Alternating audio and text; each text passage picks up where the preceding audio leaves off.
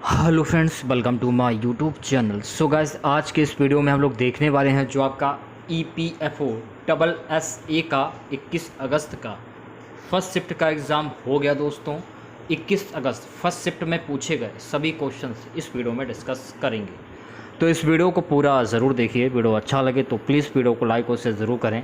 और जो भी हमारे नए बच्चे हैं, जिन बच्चों ने चैनल को सब्सक्राइब नहीं किया है, तो प्लीज़ चैनल को सब्सक्राइब करके नोटिफिकेशन बेल ऑन करना ना भूलें। देखिए, पहला क्वेश्चन पूछा गया था कि बिरजू महाराज कौन से नृत्य से संबंधित हैं। तो देखिए, बिरजू महाराज जो है ना, कथक नृत्य से संबंधित हैं। इनका पूरा नाम है पंडित ब्रजमोहन मिश्र, जिन्हें बिरजू महाराज भी कहा जाता है। इनका जन्म 4 फरवरी 1938 को, मृत्यु 17 जनवरी 2022। प्रसिद्ध भारतीय कथक नर्तक थे। वे शास्त्रीय कथक नृत्य के लखनऊ कालिका विंध्याधीन घराने के अग्रणीय नर्तक थे, तो ये भी आपको ध्यान में रखना है। एक क्वेश्चन पूछा गया था, बारदौरी सत्याग्रह किस वर्ष में हुआ था। तो भैया मेरे, बारदौरी सत्याग्रह वर्ष 1928 में, जून 1928 में गुजरात में हुआ था। बारडोली सत्याग्रह भारतीय स्वाधीनता संग्राम के दौरान वर्ष 1928 में हुआ। एक प्रमुख किसान आंदोलन था जिसका नेतृत्व वल्लभ भाई पटेल ने किया था। तो ये भी फैक्ट आपको ध्यान में रखना है। इसका जो नेतृत्व है ना, सरदार वल्लभ भाई पटेल ने किया था। दरअसल 1928 में प्रांतीय सरकार ने किसानों के लगान में 30% की बढ़ोतरी कर दी थी। इसके बाद वल्लभ भाई पटेल ने इस लगान वृद्धि का जमकर विरोध किया था। एक क्वेश्चन पूछा गया था, 2022 का ज्ञानपीठ पुरस्कार अंग्रेजों में किसे मिला। तो 2022 का ज्ञानपीठ पुरस्कार अंग्रेजों में दामोदर मौजी को मिला। प्रसिद्ध कोंकणी लेखक दामोदर मौजी को वर्ष 2022 की 57वें ज्ञानपीठ पुरस्कार से सम्मानित किया गया है।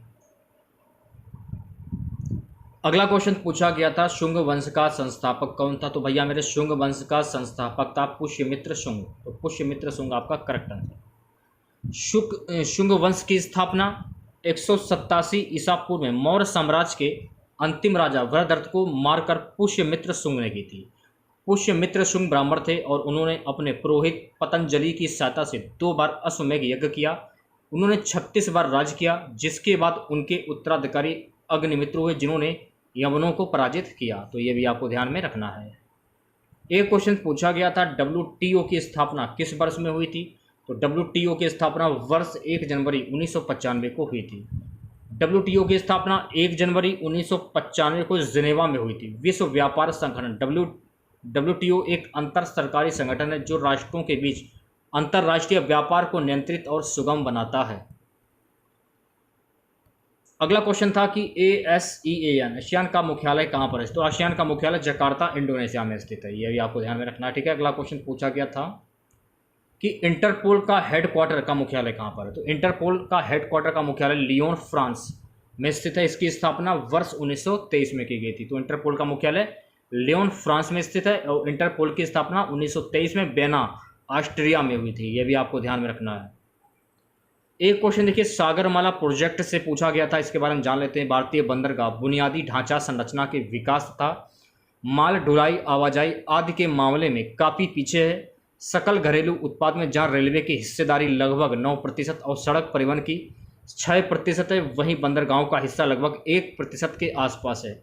वर्तमान समय में भारतीय बंदरगाह मात्रा की दृष्टि से देश के निर्यात व्यापार का 90% से अधिक हिस्सा संभालते हैं। इन सब बातों को ध्यान में रखते हुए बंदरगाहों के बुनियादी ढांचे को विकसित करने के लिए वर्ष 2017 में भारत सरकार द्वारा सागरमाला परियोजना की शुरुआत की गई थी। एक क्वेश्चन पूछा गया था, फारुखदीन अली के बाद राष्ट्रपति कौन बने थे। तो फारुखदीन अली के बाद राष्ट्रपति नीलम संजीव रेड्डी बनी थी। सो गाइस, अगला क्वेश्चन पूछा गया था कि कपास अनुसंधान केंद्र का मुख्यालय कहाँ पर है। तो ये नागपुर में है, ठीक है। राष्ट्रीय शर्करा अनुसंधान संस्थान कानपुर में है। भारतीय दलहन अनुसंधान संस्थान कानपुर में है। भारतीय कृषि अनुसंधान संस्थान IARI नई दिल्ली में। तो ये भी फैक्ट आपको ध्यान में रखना है। अगला क्वेश्चन पूछा गया था, कोल इंडिया लिमिटेड का हेडक्वार्टर कहाँ पर है। तो कोल इंडिया लिमिटेड का हेडक्वार्टर कोलकाता में है, पश्चिम बंगाल। अगला क्वेश्चन, कौन से देश ने ICC वनडे वर्ल्ड कप नहीं जीता है।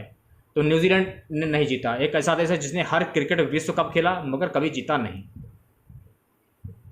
चिल्का झील से क्वेश्चन था कि चिल्का झील कहाँ पर स्थित है। तो चिल्का झील जो है ना, ये उड़ीसा में स्थित है।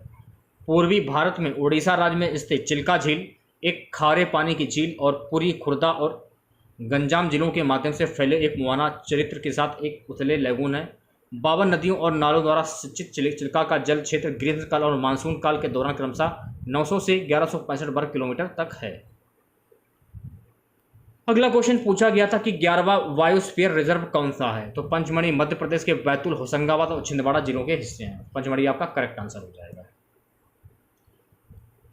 वर्तमान में कितने नंबर की लोकसभा चल रही है? तो वर्तमान में 17वीं नंबर की लोकसभा चल रही है। अगला क्वेश्चन पूछा गया था संगीत नाटक अकादमी की स्थापना कब हुई? तो संगीत नाटक अकादमी की स्थापना 31 मई 1952 को हुई थी। संगीत नाटक अकादमी की स्थापना 31 मई 1952 को हुई थी। इससे संगीत, नृत्य और नाटक के लिए राष्ट्रीय अकादमी के रूप में भी जाना जाता है, तो ये भी आपको ध्यान में रखना है। अगला क्वेश्चन पूछा गया था उत्तर प्रदेश कितने राज्यों के साथ बॉर्डर साझा करता है? तो उत्तर प्रदेश कुल 9 राज्यों के साथ बॉर्डर साझा करता है। उत्तर प्रदेश भारतीय राज्य हैं, 8 राज्य और 1 केंद्र शासित प्रदेश के साथ अपनी सीमा साझा करता है, जो अधिकतम है दिल्ली, हरियाणा और उत्तर में उत्तराखंड, पूर्व में बिहार, झारखंड, पश्चिम में राजस्थान और मध्य प्रदेश और दक्षिण में छत्तीसगढ़, पश्चिम बंगाल, उत्तर में ये सिक्किम राज्य और भूटान के देश से घिरा हुआ है।